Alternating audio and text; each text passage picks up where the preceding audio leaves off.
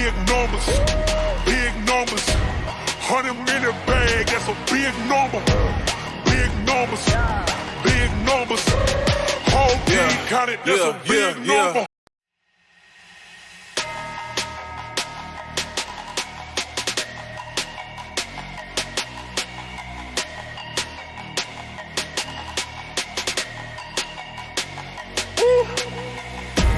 Big numbers, big numbers. 100 in the bag, that's a big number. Big numbers, big numbers. Whole team counted, that's a big number.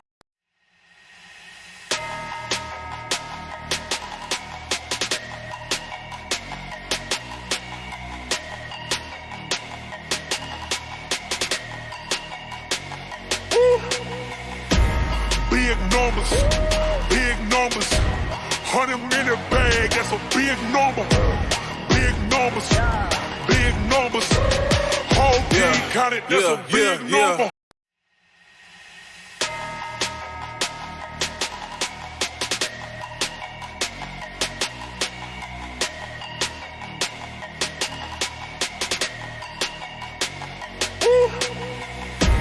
Big numbers, big numbers. 100 in the bag, that's a big number. Big numbers, big numbers. Whole team counted, that's a big number.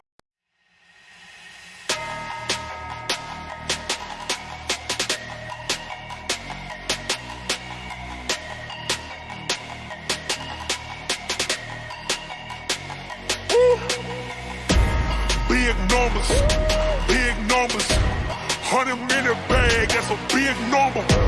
Big numbers, big And numbers. we are live for Whole team this counted, that's a episode of big Crunching number. the Numbers. This is QB Stud with my co-host, I Got the Meats. How you doing today, Meats?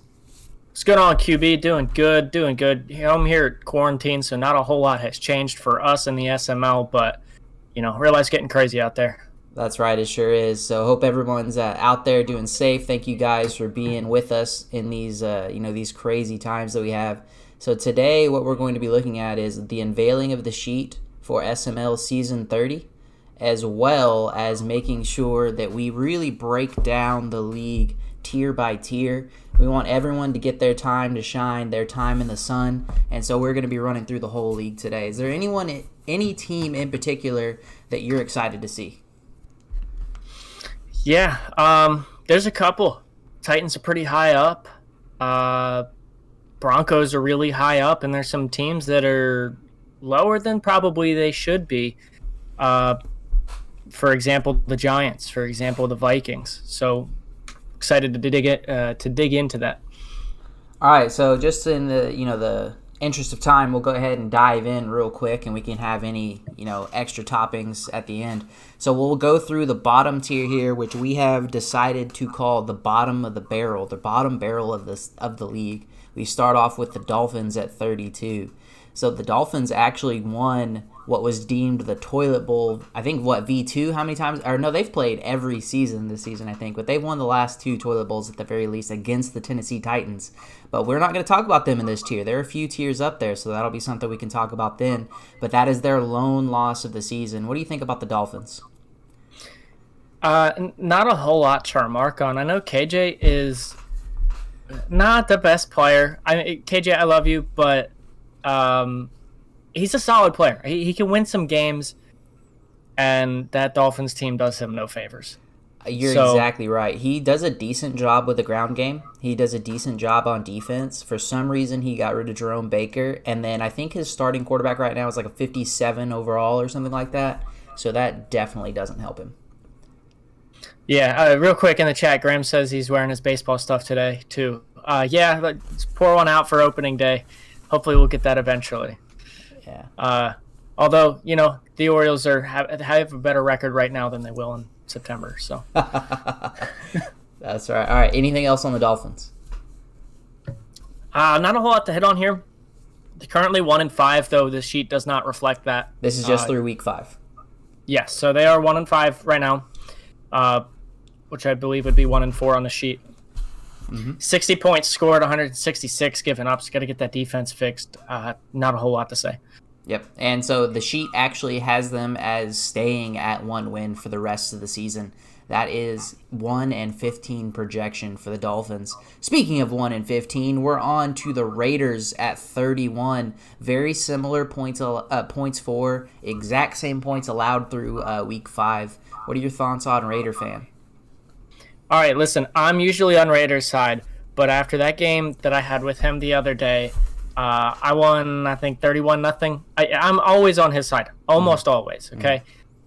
And the things that he was saying about that game in particular had me thinking maybe he's not as good as he thinks he is.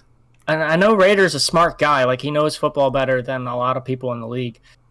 And there's something to be said about his arguments. Certain things should or should not happen in this game. But, yeah, not everything is the game's fault. From a human standpoint, not maybe from the number standpoint, but yeah, I don't know. I think he loses a lot of games when he wants to blame the game when it's really not the game's fault. I think part of it, too, is he gets real emotional and frustrated, and so whenever he makes one mistake that, maybe he thinks was justified, he continues to make more and more mistakes, and those compound pretty quickly. Just as a point of reference here, in our rankings here, what we have is we have the projected wins ranking. We have the APPG ranking. I believe I can hear your echo of the stream, by the way, if you can check and make sure if you can mute that. The APPG ranking, which is essentially, it's called adjusted points per game.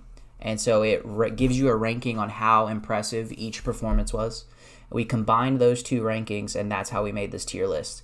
And so in those rankings, we have Raiders and Dolphins tied at 31, actually. I just put 31 and 32 because that's how it works. That being said, the sheet does project the Raiders to get one more win this season. He will double his win total, and that's not something that would surprise me personally. No, Raider started off hot last season, and since then, 1-4 right now in games. So, yeah, he started off like a hot 5-3 or 5-4, something like that last season, and since then has lost probably 15, 16 games. Yep, so that's a rough one. Next is actually one of the more surprising teams, in my opinion. We've got the Vikings at 30. So I know you're real high on Pauly. I'm fairly high on him as well, but I'm going to let you talk here first. Yeah, just for reference, Pauly is now 3-3.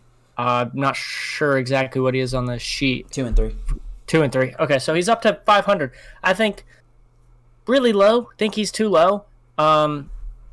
Especially for a 500 team right now. I know he's not 500 on the sheet, but in the game he's 3-3. Has given up a lot more points than he's scored. So he's gotten blown out a few times. But he's a good player.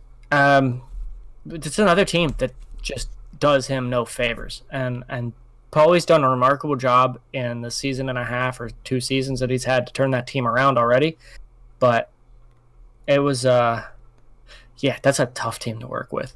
I agree with pretty much everything you said. The reason why he's at number 30 on this list is because this is right after he got shut out twice in a row. So if you just simply look at his points for and his points against, he's allowed more than double the amount of points that he's scored this season. And he hasn't exactly in those 2 games beaten anyone all that great. And so just I see here, the way that the tier list was made is it was a combination of projected wins as well as the ranking by APPG, which is the adjusted points per game, which ranks a win. Basically, an uninspired win would be closer to 0, whereas a great win against a great opponent is going to be closer to 200. So it was a combination of those 2 rankings. Okay, and real fast, I do want to point out that I made an error when assembling that tier list. 49ers and Rams should be switched. Okay. I thought that looked off. Yeah, so the next team that we have then, the best at the bottom of the barrel, is going to be the LA Rams. So again, I'll let you take the lead on this one. Yeah, so like I just mentioned a second ago, you see them there in the disappointments category. They should be in that bottom barrel category, which I feel bad in saying because Two-Step is a good player. He was in my division last cycle, and he beat my brakes off a few times. So he's not a bad player. That Rams team is a tough team to work with after the first season. because real life really affects the cap situation. And especially, I feel like that's the biggest thing this cycle is real life cap. And I feel like that's the first time we've had that in Madden. Yeah, the quarterback's eating it all up really kind of handcuffs you on certain teams, especially when you already have big bloated contracts on older guys. I agree with you, though. Before I played Jags this recent week, Two-Step actually played me closer than any other team this season, and that includes a certain four-legged figure that plays the Colts that's actually near the top of this tier list. So he's definitely not a bad player. I think he's had a rough schedule, and that definitely points to why he's here right now. I don't expect him to be at this point as we get on into the season, but it is what it is right now. Yeah, something I want to point out here. Yep. The Rams have a salary cap hit of $38.6 million for Aaron Donald, the defensive lineman, which I have not done the research on, but I'm willing to bet is by far the biggest cap hit of any defensive player in the league. Yeah, that's monstrous. That is, that's like 15%, 18% of the cap? The cap is for one player. Let's check it. Why not? So the cap is 227. So we have, what'd you say what the number was? 36? 38.6. I knew there was a 6 in there. And I the only reason I know this, Two-Step, if you're listening, is I'm going to have to go tag my defensive tackle, so I was calculating what that would be. And that inflated that number drastically. There we go. 17%. 17% of cap hit. That is wild. Absolutely. All right. On to the next group. So what did we name this next group? We called them the disappointments, and I agree with that. All right, so disappointments here. We've got the Bengals, Browns, Giants, and Niners. So we'll start off with the 49ers. The 49ers is another frustrated team. I think disappointments is exactly what he would call himself. I did play him. He actually played me all right as well. It just, it was one of those games where the score kind of got away. I know he's made a lot of mistakes, thrown a lot of interceptions. He tried to get a new quarterback. Nothing seemed to work yet. Yeah. Just time check here is now 10:15, so we've been running for about 10 minutes, and we're only on the second tier. So let's yeah, that's fine. Maybe pick it up a little bit here on these middle tiers. Really, all four of these teams, the Bengals, the Browns, the Giants, and the 49ers, all of them are teams that I think can contend for playoff spots. And in the past, even in this cycle, they have. Giants excluded because of the new owner. Yeah. But Figs is not a bad owner either. So disappointments is a good title for this tier. And I think a lot of them should be a lot higher, especially Browns in the Woods. And actually, I plan on kind of skipping through this because I believe everyone in this group, except for maybe 49ers, played you extremely close. So you may be a little biased. So we'll go ahead and skip through the majority of this one. Yeah, probably am. I've not played the Browns yet this season, but Bengals I only beat by 4. Yeah. Giants I only beat by 5. And you see me up there in the second tier. So yeah, so Rowan's a good guy. He's a good player. He almost made playoffs. He kind of got, I think the owner was a little distracted this offseason, so that team needs some work. Woods will be fighting for a wild card spot. Figs will be interesting to see what he can do. He's got some pieces, just has to figure out the quarterback situation. And then Niners just needs to get his stuff straight and stop making mistakes. So, yeah. All right. We have, what was the next route? Texans, Lions. Next up, Texans through Lions. We call them the In a Tough Spot group. All right. And we say this because none of these teams are really out of it yet, except for maybe the Lions, but they're pretty high up for 0-5. Absolutely. So, and PJ is an owner that you are extremely high of, so I'll give you the full time to talk about Lions. I've been in leagues with PJ outside of the SML for 3 years. Also, PSA, we have advanced in the SML. If you're listening now, please don't leave. Yeah, maybe keep that to ourselves. Yeah. PJ's a good player. The fact that he's doing so poorly with his Lions team is really baffling to me because they had a decent amount to work with. They were by no means a good Madden team to start.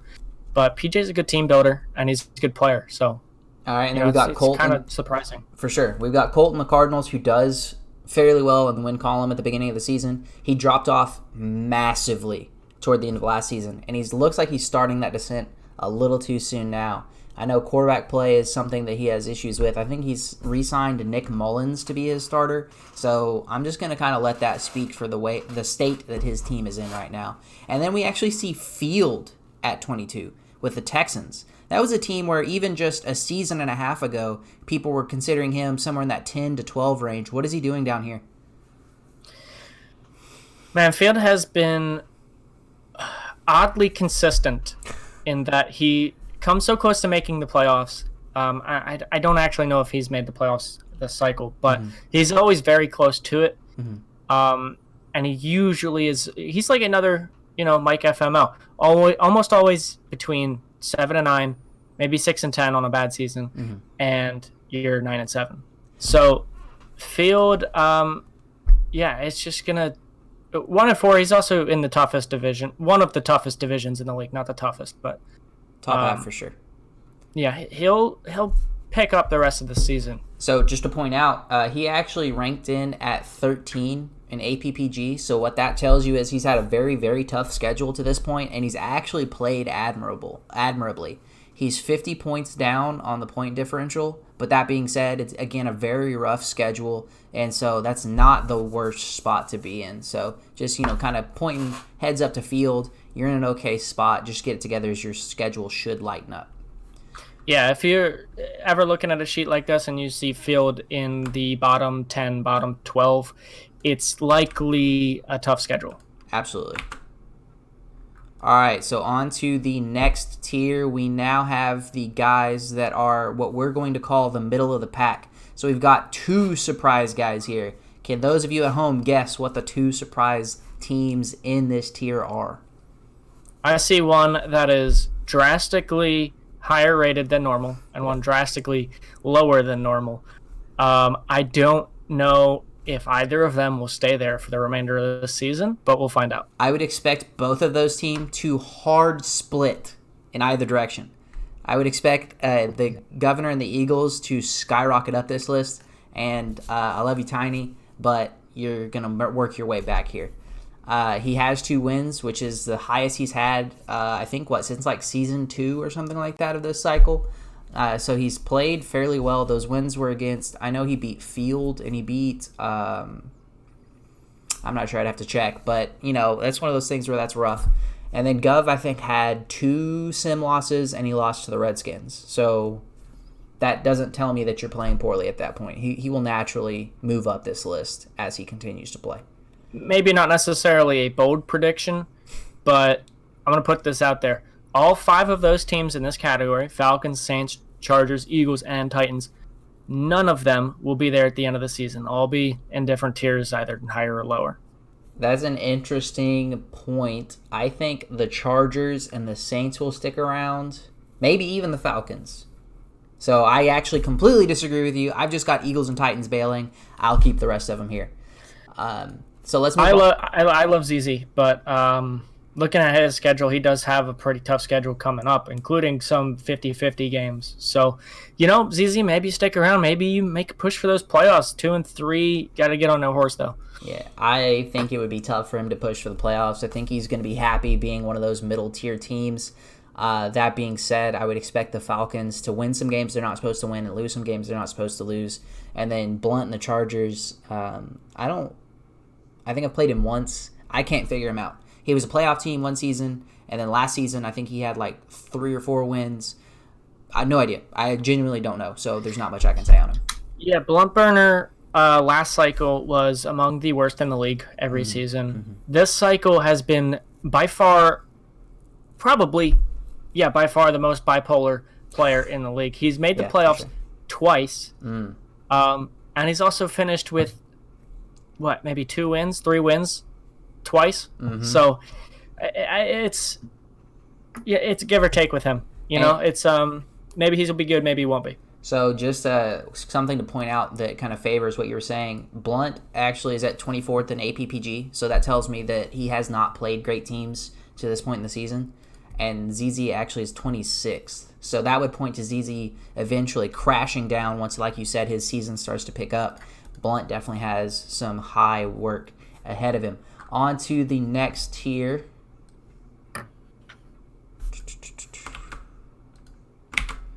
What did we call this one? They've shown flashes. All right, so these are teams that they've shown flashes of brilliance. They can beat just about anybody, but there's one thing or another holding them back. There's really, honestly, you could say this entire tier is kind of surprising, and that's why I wanted this to be a positive connotation tier whenever I wanted to name it, because Nolan the Buccaneers, Dump and the Jaguars, and then finally having Future and the Seahawks. Those are three of the best teams in the league. Having them at 13 to 16, consistently. Yeah, and having them at 13 to 16, especially in the regular season, having them at 13 to 16 is a major, major surprise. And so we have to be something where they've shown us a thing or two, but there's just something holding them back. So Future usually dominates the regular season. I've actually got him this next advance that we just hit. So why don't we talk about Future a little bit?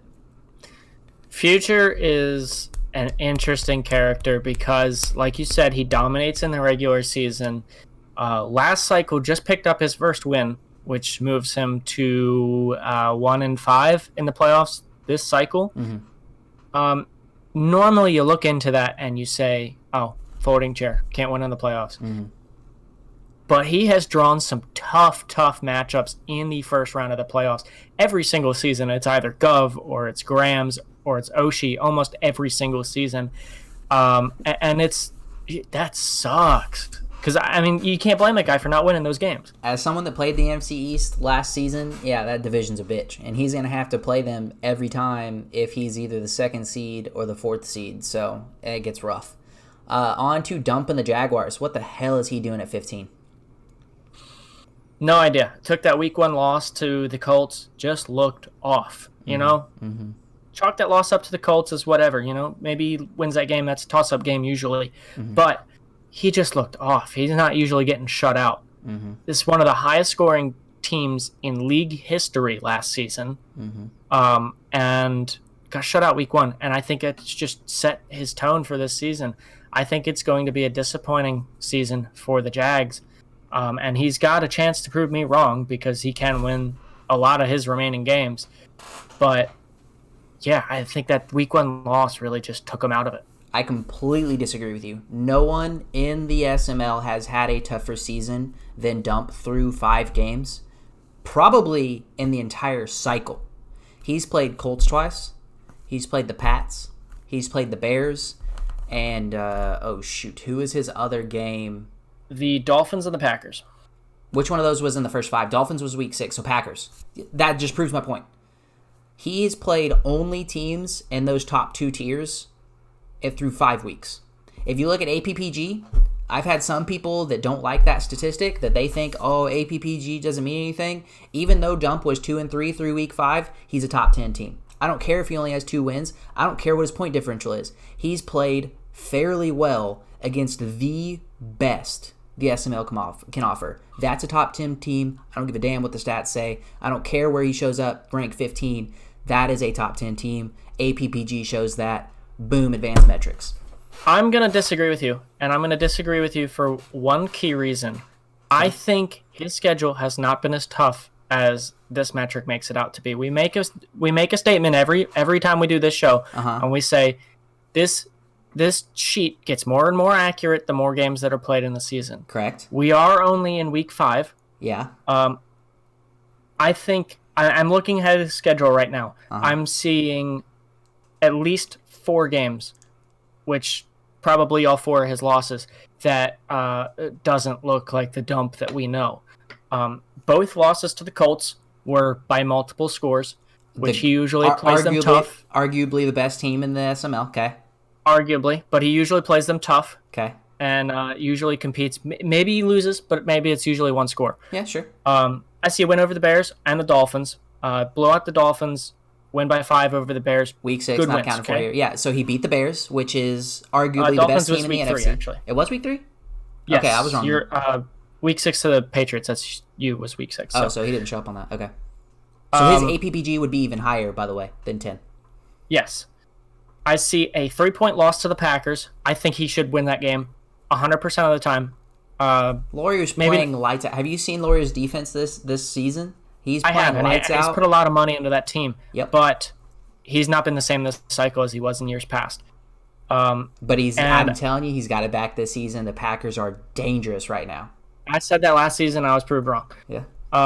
And a 7-point loss to you, which a jury's out on the Patriots. I want to like them. I want to be a believer. But so far, I've not seen much out of you. Sorry. I think the verdict is straight in. to your face. No, that's fine. I think the verdict is in for the regular season, and I'm going to leave it at that. All right, on to the Steelers. The Steelers. Let's see. Did the Steelers? Somebody clip that. Somebody clip that. No, they lost. Just played you tight. Yeah, they played me real tight. They had an impressive victory. Check their schedule real quick. Who did the Steelers beat? I beat them by 3. Okay. And the Steelers beat the Bengals, Chargers, and the Cowboys. The Cowboys. See, I knew it. The Steelers have a win over a top team. That's going to help them a lot with APPG. And that's one where they really just destroyed them the first half and then got almost beat in the second half. I think it was like a 31-28. You probably have the game up. Really close game. The Steelers have played you tight as well, so that helps them. That's a good squad with some good talent. I know they've got issues at running back. They've had a lot of injuries. But Chrisman's a good user, so I would expect him to stay somewhere in this range, creeping up. And then we've got Noel at 13, which is really surprising, especially after the year he had last year. So why don't you talk about that for a little bit? Yeah, the Bucs last season, they were the 1 seed in the NFC, which nobody expected coming. You think ceiling is 3 seed maybe, because there's usually that top 2 teams, whether it is the Seahawks and the Bears or the Bears and the Eagles or the Cowboys and the Seahawks, whatever combination you want. Usually you think of the Buccaneers as that 3rd team or that 4th team. And he won the 1 seed last season, maybe benefiting off a second place schedule. But, needless to say, has not done near as well this season. Still sitting 4-1, including a bye week, as lone loss to the Broncos, who in this sheet is awfully high up. But, is playing guys close. He's got a win over the Eagles.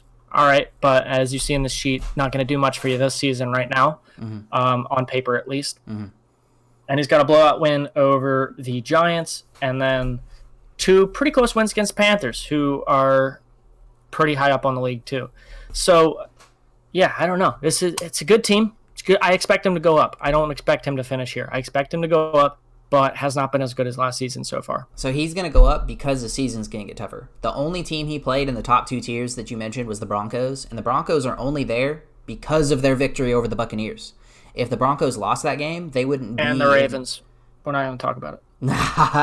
even if you keep the Ravens victory and you take away the Buccaneers one, he's still not going to be in that top 2 tier. So that's one of those where because that happened. So that's just one where his schedule will get tougher because he has that first place schedule. He'll climb up this list, no problem. All right. I'm looking at it. I see 5 more tough games for him. That's the a rest lot. The rest he should win. I mean, 5 is a good amount, especially when you haven't really had very many to this point. All right, so the next group we're calling lots still to prove. So what we're saying here is we've got 3 squads that are in the top 12. If you just look at it pure from the numbers and ignore conferences, these are potential playoff teams. That being said, they have issues or maybe they haven't shown up before. We're not completely buying into these 3 teams. So with the Panthers, and I love that we went through week 5 here because they are the 8.00 even point differential team. I love it. They did ruin it in week 6, but that's okay. We'll have it by the time we have the next show, he will be back at projected to be 500. So the Panthers are a team that they're an enigma because even though they are generally, I told him that he is macro-wise very consistent, but it's like small micro-wise, he's very inconsistent. He beat the Redskins. He's the only team to defeat Sunday this season, and he loses games that he has no business losing, or he loses games big time. Yeah, Mike, in a vacuum, is an interesting player. As a whole, he is totally inconsistent, but inconsistent so much that he's consistent, if that makes sense. I 100% agree. By the way, APPG has him at 4, and that's largely because of that victory over Sunday and the defending champion Redskins. With respect due to Chiefs and Haas, I believe he is ill. I'm not going to speak too much on it because I know he has a sim or two in here. Just, wish best of health to him. We're praying for you, and hope you get back to it soon, man. Yeah, I hope he's doing okay. He should be a lot higher, but 2 forced losses to the Saints and Browns. So. Happens, man. All right, well, hopefully he gets back and he comes back roaring. And then this is probably the most interesting team, in my opinion, in any of these rankings. And at number 10, in the top 10, we have the Jets. So go ahead. Let me pull up their schedule real fast. Yeah. Real fast. Through week 5, they're 4-1. Through week 6, they're 5-1. Mm-hmm. They've got wins over the Raiders, the Texans, the Bengals, the Cardinals, and the Dolphins. All 5 of those, they should win, 100%. And a loss to the Bills, the lone tough, quote-unquote, team on their schedule so far. After the bye week, they've got a pretty decent schedule. Jets are going to make the playoffs this year. And so here's my point. My advanced metric, APPG, has them as an average team. That kind of points back to what they were last season. They haven't really played anyone, despite the fact that they have this huge point differential, despite the fact that they're basically on pace to finish with 13 wins. As their schedule ramps up, they will knock down a few pegs. They will be fighting for a wild card spot, but a top 10 team they are not. If they just win the games that they're supposed to win, they finish 9-7. If they compete for some of those tough 50-50 games, I see 11 wins out of them. All right. So 9-7 isn't going to do it. On to the next tier. Now we have beating down the door. So these are guys that are there. They're ready to just kick down that door and get into the playoffs, get into being a top contender. We just have to see. They have to really break through. They haven't broken through yet. We've got Lawyer. We already talked about him a little bit, so I'm going to go ahead and jump past that. On to you. So I'm going to go ahead and let you self-diagnose here. Go for it. All right.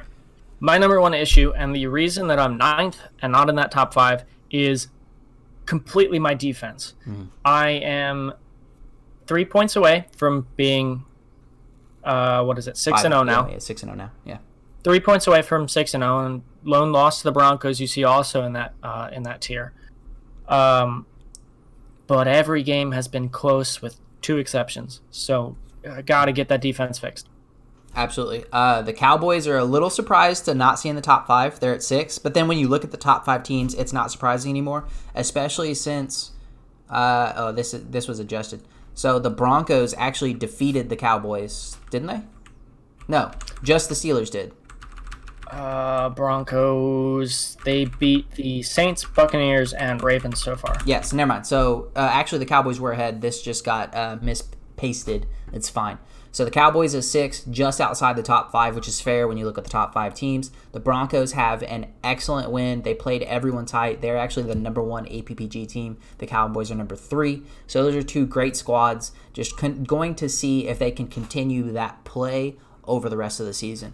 I would expect the Ravens and the Cowboys to be fighting for that top 5. The Broncos may regress a little bit, but if they keep playing like they've been playing, they're going to be dangerous. And I'm just going to point out that last advance now, the Broncos lost to the Chargers by 3 points. So they're already regressing back to the mean. But we will see. They very easily could have been 4-0, maybe even 5-0. So that's right. Yeah, we'll see how that goes. All right, so now top 5, we've got Oshie and the Bears. He's going to be in the top 5 every single time, no matter how you cut it. He's at 12th in APPG. That just tells me that his schedule hasn't been that impressive, and he lost to Dump, which is easily an excusable loss. Dump just hasn't been playing that well, so this doesn't look that impressive yet. It will get more and more impressive as Dump starts to ramp up and his schedule lightens up. Oshie's a dangerous user. The Bears are going to be top 5 regardless. I'd expect him to stay for good. Yeah, I agree. On to the Redskins at number 4. They're only at number 4 because they lost to the Panthers. They've got some good wins. 28 points over the Steelers, good win. The sheet has them 14 points over the Eagles, good win. Simmed. Or no, that wasn't simmed. You're right. The sheet actually has them at number 1. No, I'm sorry, that was a forced win. My bad. The sheet actually has them at number 1. But that victory over Gov will get more impressive, and maybe the loss to the Panthers will get more impressive. So regardless, they're going to skyrocket up APPG, and they may stay around that number 1 spot. So the Redskins are definitely climbing. Then we've got Prime and the Colts, your favorite team in the league. I'll give you the floor on this one. All right. What did we say? We said a week number 1 win, domination over the Jaguars. Week 4, 14-point win over the Jaguars. Lone loss to the undefeated Patriots. Excusable. Well, as you say, undefeated win over the Texans. I said undefeated. You know what I mean. Yep. 2 blowout wins over the Texans. Yep. So he's played Texans and Jaguars and Patriots. He played 3 teams in 5 games, including a Week 6 bye week. Also, I just want to point out, this is the highest number I've ever seen in this column. Week 5 versus the Texans, they played 5 times. All right. Not a whole lot to say. Could you do me a favor and pull up that score between the Pats and the Colts? Yeah. I saw the Patriots won 38-16. All right, I'm done with Colts. On to the Bills. We have Conk and the Bills. I believe through 3 weeks, he had his starting quarterback and his top receiver. They have been suspended for the rest of the season, on probation for the rest of the season, perhaps the cycle. This is I'm going to say a dynamic team, but I mean that in both a positive and a negative sense. His defensive user is excellent. He knows the ins and the outs of this game. He can still get it done on offense. I think he won't remain at 2, but he can definitely fight his way to stay in this top 5. Yeah, those suspensions are going to hurt, and from the league, that was the intention. Mm-hmm. His defense is historically good, but every single game, that's including Week 6, he's given up at least 17 points this season. Mm-hmm. So nothing impressive on the defensive side. He has played a bunch of good offensive teams. Mm-hmm. The sheet loves his schedule. He's at 2 at APPG, and he's actually going to be at 1 the next season since the Broncos lost. 41-38 over the Cardinals. A 3-point win there. Let's remember, he had offensive suspensions, not defensive suspensions. You give up 38 points to Colton. He's a good player, right? But against a top-tier team, that should not happen. I think that starts to regress because his offense regresses. As his offense alleviated a lot of the pressure on his defense, basically he got teams to be one-dimensional, and he does a great job of capitalizing when teams are one-dimensional. Because they aren't anymore, his defense has taken a step back. So it'll be interesting to see if he can put them on their back foot again. I think he drastically regresses to the mean. A very tough schedule the last 6 or 7 games of the season. Jets, Patriots twice, Colts, Jags, Ravens week 9. Say what you want about that game. I'd be humble about that, but I think 10-6 maybe, and most of that is because he's already got 5 wins. I've got them penciled in the playoffs. I think he's going to be a team where I would say that no one wants to play him in the playoffs, but at the same time, no one wants to play anyone that makes the playoffs. I mean, these are all tough guys at the top of this league. It's going to be interesting to see as the season moves on. On to the final team, the New England Patriots. Honestly, they haven't really played anyone through Week 5 that's any good. So there's not really a lot to talk about on that. No one really deserving too much conversation. Like you said before, it remains to be seen if he can maintain this through the rest of the season and potentially into the playoffs. Any words on the Patriots? Yeah, I see 2 good wins. I see 4 wins that the Patriots should have won and did. So, good teams win good games. And when the games are supposed to, that's what they always say. I see a good win over the Colts. Already talked about that. And I see a 24-17 win over the Jaguars, who any other season, that's a stellar win. Mm-hmm. Especially for a team that really is trying to break into that top tier players. Mm-hmm. But this season, I don't know. Like I said, Dump just seems off. So we'll say that's about what we expected from that team. So I dubbed the Patriots earlier this season as the team most likely to win games they're supposed to win, but lose far more 50-50 games than they should. Well, good thing for you, I don't see a lot of 50-50 games. I see Bills twice. Mm-hmm. You know, we'll say those are 50-50 games. I see Jets twice. We'll say those are 50-50 games. Mm-hmm. And then after that, I see Browns and Seahawks. Maybe you throw the Texans in there.